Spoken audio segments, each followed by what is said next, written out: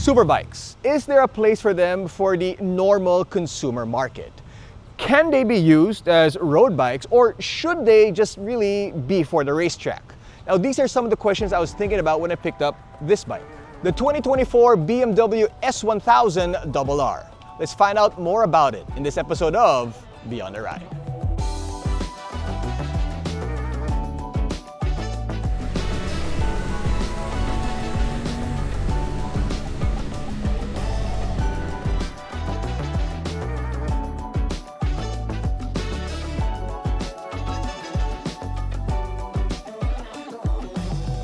Now, I've always considered owning a superbike kind of like owning a very expensive sports car. Now, it's either you know how to drive it or ride it properly, or it's really more of a collection piece, a little bit of a flex. Now, if that's your thing, no judgment whatsoever. But I wanted to see if I could take this bike out and use it on the daily. And I did it for the past couple of days. Now, yes, I was able to take it out on the expressway, on some breakfast rides and coffee rides, but I was not able to take it out on the racetrack. So this is really more of a, I guess, real world feature than the performance of this beast of a motorcycle. The bike is powered by a 999cc 4-cylinder liquid-cooled inline-4 engine that punches out 210 horsepower at 13,750 RPM and 113 newton-meters of torque at 11,000 RPM. It's got a top speed of 300 kilometers per hour. No, I did not find that out myself. Somebody actually told me that. The brakes are insanely good. In fact, one of the strongest ones I've come across. Up front, you get twin brakes, 320 millimeters of 4-piston fixed caliper. And for the rear, you get a single disc, 220 millimeters, 1-piston floating caliper. Of course, you get different ABS settings as well. You get aluminum cast wheels, 120/70 for the front and 190/70 for the rear, both on 17s. For the suspension travel, it's 120 millimeters for the front and 118 for the rear.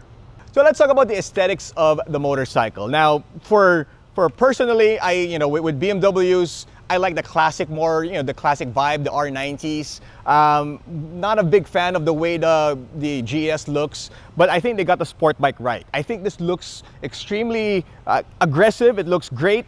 It's, classic sport bike lines.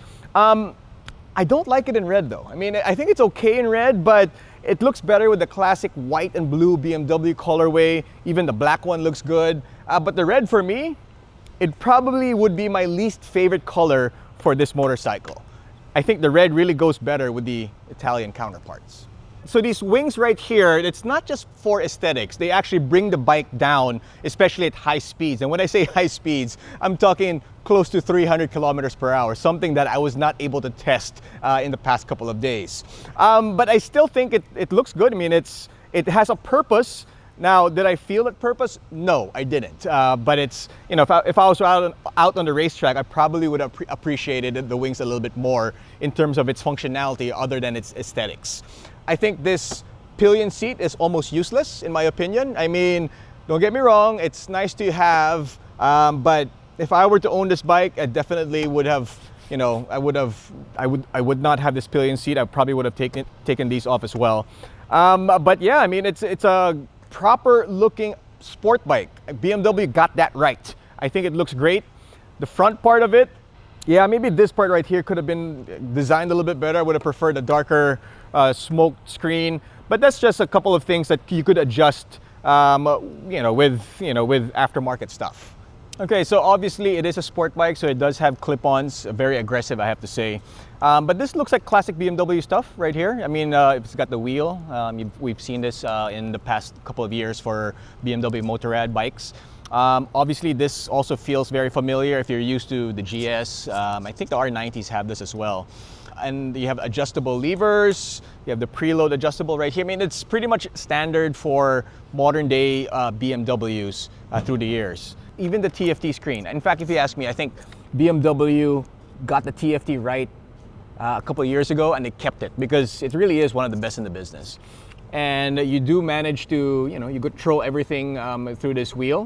The modes are right here. It does have several riding modes. It has road, dynamic, race, rain, and then you have personalized modes as well. It has heated grips, cruise control, traction control, I mean, everything. This is it's got everything, this motorcycle. Especially for the type of bike that it is a super bike. You'd expect it to have all the bells and whistles. Some of the other goodies that the bike has, it's got a pit lane limiter, launch control, wheelie control, slide control, dynamic brake control, engine brake. I mean, it's really got everything. I mean, BMW Motorrad ABS, of course. It's also got a hill start control. Now, some people do take out the hill start control because they find it a little bit obtrusive. I personally I'm able to keep it on. Of course, it does have phone connectivity as well through the BMW app. The bike weighs 407 kilograms and the tank capacity is 16.5 liters. There is a reserve of 4 liters. And you can get roughly between 16 kilometers to 19 kilometers per liter, of course, depending on how you ride a motorcycle. Now, the seat height of the bike is 824 millimeters to 830 millimeters. There is a low seat option. It can go down to as low as 810. And then there's also a high seat option that can go as high to about 860 millimeters, somewhere in that vicinity. But this one is the standard bike. And I am 5'6" with a 764 millimeter inseam. And that is the situation. Now, just like the other aggressive sport bikes out there, the seating position is pretty aggressive, as you can see right here. There is a lot of room here. I mean, I'm 5'6", so even somebody taller can be a little bit further back and it still wouldn't be a problem. I probably would be seated a little bit here, but it is very aggressive. Look at that, how bent my knees are and how much further down I have to go to reach out for the clip-on handlebars. Of course, at the full tuck position, you'll be somewhere around here.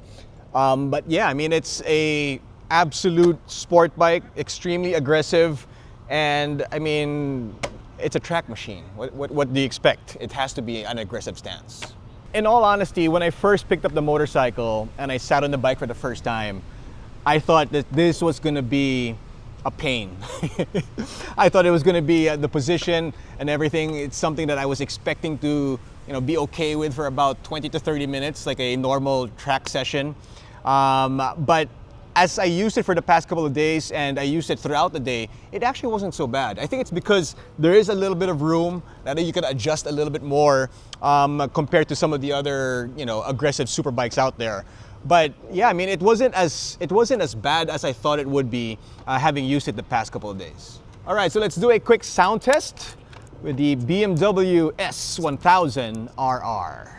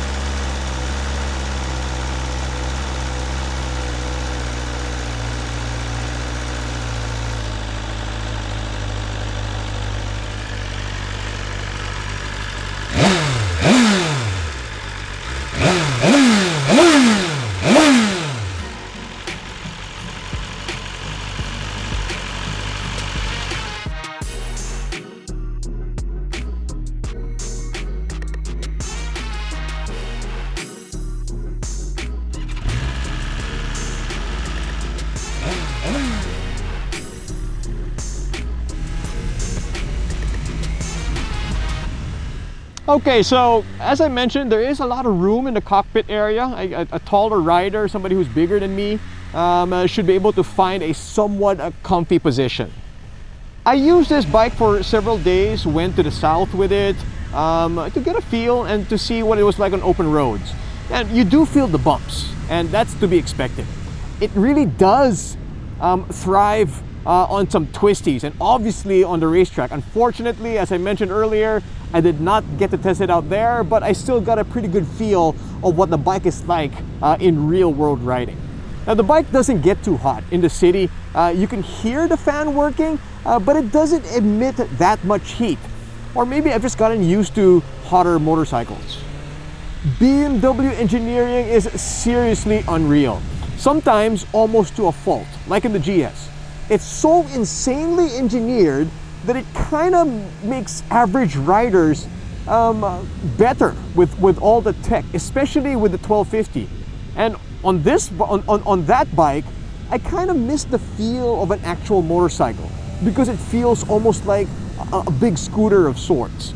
Now with this motorcycle, with this bike, the S1000RR, I have to say I appreciate all the tech and rider aids that this bike has, and it's something that I appreciate more with a sport bike than I do with their ADV. You know, it definitely helps tame this beast, so to speak. Now, in a time when the competition of this motorcycle has kind of made their bikes more rideable for motorcyclists that aren't too experienced, BMW kind of decided to go the other direction. You do really have to be a little bit more advanced rider to get the most out of this, and also you know, in a controlled environment on a racetrack.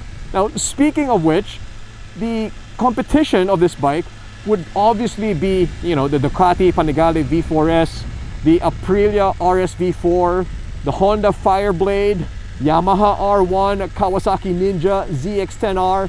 I mean, those are the bikes that would, you know, that would be competing with this one. It's kind of like you're watching, you know, the World Superbike Championships. I mean, this is the bike that, you know, this is not exactly this, but, you know, Toprak was using a bike like this when he won all those championships.